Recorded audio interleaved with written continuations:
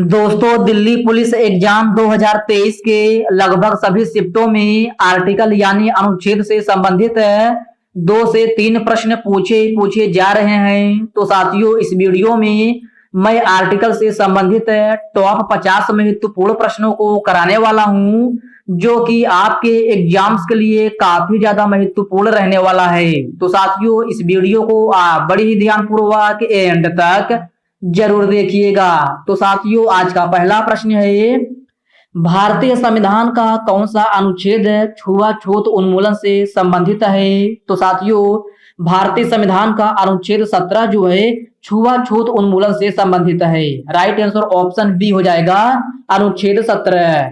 Next question है, धार्मिक स्वतंत्रता का अधिकार किन अनुच्छेदों में वर्णित है? तो साथियों, धार्मिक स्वतंत्रता का अधिकार अनुच्छेद 25 से लेकर 30 तक है। राइट आंसर ऑप्शन डी हो जाएगा, अनुच्छेद 25 से लेकर 30 तक के। नेक्स्ट क्वेश्चन है, भारतीय संविधान के किस अनुच्छेद में प्रेस की स्वतंत्रता दी गई है? तो साथियों, भारतीय संविधान के अनुच्छेद 19 में जो है प्रेस की स्वतंत्रता दी गई है। राइट आंसर ऑप्शन ए हो जाएगा, अनुच्छेद 19। ओके फ्रेंड्स, नेक्स्ट क्वेश्चन है, संविधान के किस अनुच्छेद में कानून का सामान्य संरक्षण प्रावधानित है? तो साथियों, कानून का सामान्य संरक्षण जो है अनुच्छेद 14 में प्रावधानित है। राइट आंसर ऑप्शन सी हो जाएगा, अनुच्छेद 14। ओके फ्रेंड्स, इसको आप याद रखिएगा। नेक्स्ट क्वेश्चन है, भारतीय संविधान के किस अनुच्छेद के आधार पर वित्तीय आपात की उद्घोषणा राष्ट्रपति करता है? तो साथियों, वित्तीय आपात की उद्घोषणा राष्ट्रपति जो है अनुच्छेद 360 के आधार पर करता है। राइट आंसर ऑप्शन ए हो जाएगा, अनुच्छेद 360 है। ओके फ्रेंड्स, याद रखना, राइट आंसर ऑप्शन ए हो जाएगा। नेक्स्ट क्वेश्चन है, संविधान के किस अनुच्छेद द्वारा लोक सेवाओं को संरक्षण प्रदान किया गया है? तो साथियों, लोक सेवाओं का संरक्षण जो है अनुच्छेद 311 के द्वारा प्रदान किया गया है। राइट आंसर ऑप्शन सी हो जाएगा, अनुच्छेद 311। नेक्स्ट क्वेश्चन है, भारतीय संविधान का कौन सा अनुच्छेद संघ लोक सेवा आयोग से संबंधित है? तो साथियों, आप बताना है भारतीय संविधान का कौन सा अनुच्छेद संघ लोक सेवा आयोग से संबंधित है? तो साथियों, यह अनुच्छेद 315 है। राइट आंसर ऑप्शन बी हो जाएगा, अनुच्छेद 315। ओके फ्रेंड्स, इसको आप याद रखिएगा। अगला प्रश्न है, राज्य विधानसभा का गठन संविधान के किस अनुच्छेद के तहत किया जाता है? तो साथियों, राज्यसभा का गठन जो है भारतीय संविधान के अनुच्छेद 170 के तहत किया जाता है। राइट आंसर ऑप्शन डी हो जाएगा, अनुच्छेद 170। ओके फ्रेंड्स, नेक्स्ट क्वेश्चन है, भारतीय संविधान के किस अनुच्छेद में मुख्यमंत्री के कार्यों को परिभाषित किया गया है? तो साथियों, मुख्यमंत्री के कार्यों को परिभाषित जो है अनुच्छेद 167 में किया गया है। किसमें? अनुच्छेद 167 में। अर्थात इस प्रश्न का राइट आंसर ऑप्शन ए हो जाएगा। मुख्यमंत्री की नियुक्ति किस अनुच्छेद के तहत की जाती है? तो साथियों, मुख्यमंत्री की नियुक्ति जो है अनुच्छेद 163 के तहत की जाती है। राइट आंसर ऑप्शन सी हो जाएगा, अनुच्छेद 163 के तहत। ओके फ्रेंड्स, इसको आप याद रखिएगा। निम्न में से कौन सा अनुच्छेद सर्वोच्च न्यायालय को अभिलेख न्यायालय के स्थान प्रदान करता है? तो साथियों, आप बताना है कि निम्न में से कौन सा अनुच्छेद सर्वोच्च न्यायालय को अभिलेख न्यायालय का स्थान प्रदान करता है? तो साथियों, यह अनुच्छेद 129 है। राइट आंसर ऑप्शन सी हो जाएगा, अनुच्छेद 129। नेक्स्ट क्वेश्चन है, संविधान के किस अनुच्छेद में उच्चतम न्यायालय को परामर्श दात्री बनाया गया है? तो साथियों, उच्चतम न्यायालय को परामर्श दात्री अनुच्छेद 143 में बनाया गया है। किसमें? अनुच्छेद 143 में। ओके फ्रेंड्स, इसको आप याद रखिएगा। नेक्स्ट क्वेश्चन है, भारतीय संविधान का कौन सा अनुच्छेद राष्ट्रपति के पद के पुनः निर्वाचन की योग्यता निर्धारित करता है? तो साथियों, यह क्वेश्चन आपके लिए वेरी वेरी मोस्ट इंपॉर्टेंट है, आप इसको स्टार मार्क जरूर लगा लीजिएगा। तो साथियों, इस प्रश्न में आपसे पूछा गया है कि भारतीय संविधान का कौन सा अनुच्छेद राष्ट्रपति पद के लिए पुनः निर्वाचन की योग्यता निर्धारित करता है? तो साथियों, यह अनुच्छेद 57 है। राइट आंसर ऑप्शन डी हो जाएगा, अनुच्छेद 57। अगला प्रश्न है, राष्ट्रपति संविधान के किस अनुच्छेद के तहत भारत के मुख्य न्यायाधीश के समक्ष शपथ ग्रहण करता है? तो साथियों, यह अनुच्छेद 60 के तहत जो है शपथ ग्रहण करता है। राइट आंसर ऑप्शन ए हो जाएगा, अनुच्छेद 60 के तहत। ओके फ्रेंड्स, इसको आप याद रखिएगा। इस प्रश्न का राइट आंसर ऑप्शन ए हो जाएगा। भारतीय संविधान के किस अनुच्छेद में अल्पसंख्यकों के हितों के संरक्षण की व्यवस्था है? तो साथियों, अगर इस प्रश्न की मैं बात करूं तो यह प्रश्न आपके दिल्ली पुलिस एग्जाम में 2023 में ही ऑलरेडी यह प्रश्न पूछा जा चुका है। तो यह प्रश्न भी अभी आपकी शिफ्ट में रिपीट हो सकता है। तो इस प्रश्न में आपसे पूछा गया है कि भारतीय संविधान के किस अनुच्छेद में अल्पसंख्यकों के हितों के संरक्षण की व्यवस्था है? तो साथियों, यह अनुच्छेद 29 में है। किसमें? अनुच्छेद 29 में। ओके फ्रेंड्स, इसको आप अच्छे से जरूर याद रखिएगा। संविधान के किस अनुच्छेद में उपराष्ट्रपति पद का प्रावधान किया गया है? तो साथियों, आप बताना है संविधान के किस अनुच्छेद में उपराष्ट्रपति पद का प्रावधान किया गया है? तो साथियों, यह अनुच्छेद 63 में प्रावधान किया गया है। किसमें? अनुच्छेद 63 में। अर्थात इस प्रश्न का राइट आंसर ऑप्शन सी हो जाएगा।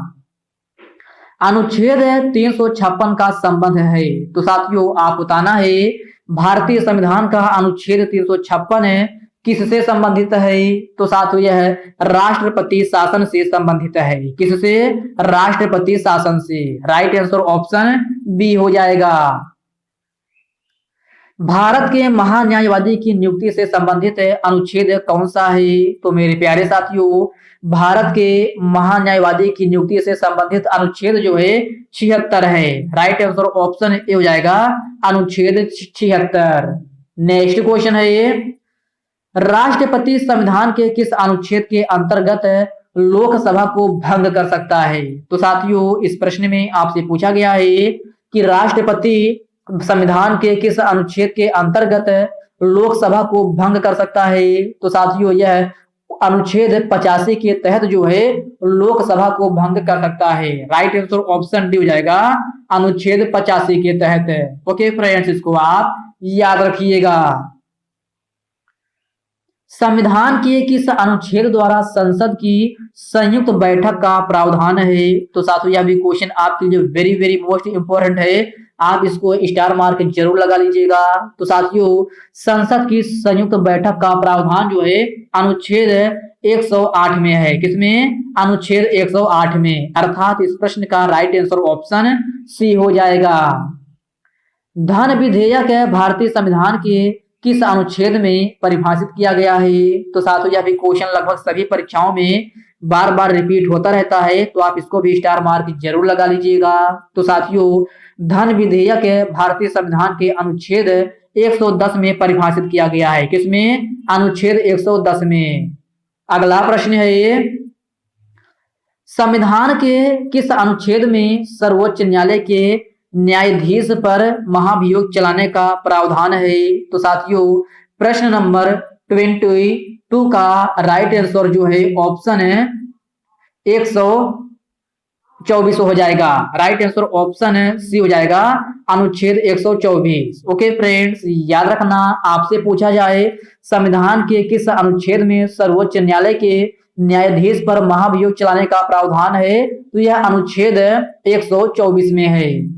नेक्स्ट क्वेश्चन है ये, राष्ट्रपति सर्वोच्च न्यायालय में संविधान के किस अनुच्छेद के अंतर्गत परामर्श ले सकता है? तो साथियों, आपको बताना है कि राष्ट्रपति सर्वोच्च न्यायालय में संविधान के किस अनुच्छेद के तहत परामर्श ले सकता है? तो साथियों, यह अनुच्छेद 143 के तहत जो है परामर्श ले सकता है। अर्थात प्रश्न नंबर 23 का राइट आंसर ऑप्शन ए हो जाएगा। नेक्स्ट क्वेश्चन है ये, किस अनुच्छेद के तहत अवशिष्ट शक्तियां केंद्र के पास है? तो साथियों, इस प्रश्न का राइट आंसर ऑप्शन सी हो जाएगा, अनुच्छेद 248। ओके फ्रेंड्स, इसको आप अच्छे से जरूर याद रखिएगा। संविधान के किस अनुच्छेद के अंतर्गत केंद्र सरकार राज्य सरकार को निर्देश दे सकती है? तो साथियों यह अनुच्छेद जो है 256 के तहत निर्देश दे सकती है। राइट आंसर ऑप्शन डी हो जाएगा, अनुच्छेद 256। ओके फ्रेंड्स, इसको आप याद रखिएगा। इस प्रश्न का राइट आंसर ऑप्शन डी हो जाएगा। नेक्स्ट क्वेश्चन है, संविधान का अनुच्छेद 312 संबंधित है। तो मेरे प्यारे साथियों, आप बताना है भारतीय संविधान का अनुच्छेद 312 किससे संबंधित है? तो साथियों यह अखिल भारतीय सेवाओं से संबंधित है। किससे? अखिल भारतीय सेवाओं से।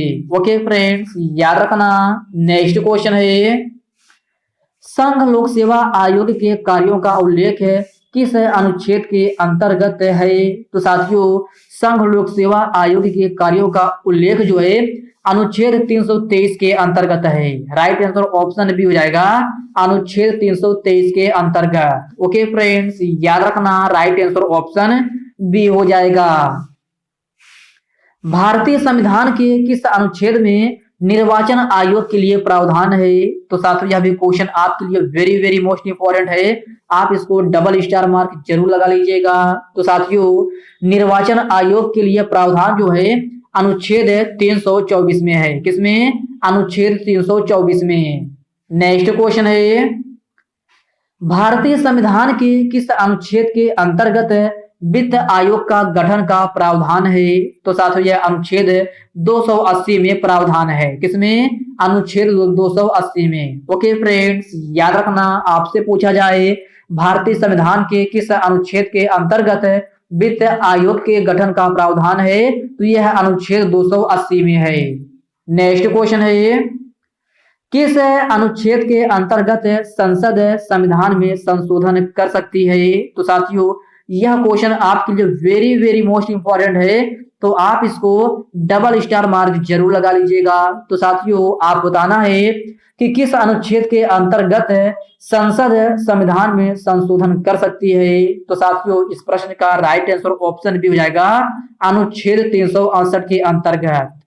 नेक्स्ट क्वेश्चन है, भारतीय संविधान के किस अनुच्छेद में नए राज्य का प्रवेश या स्थापना का प्रावधान है?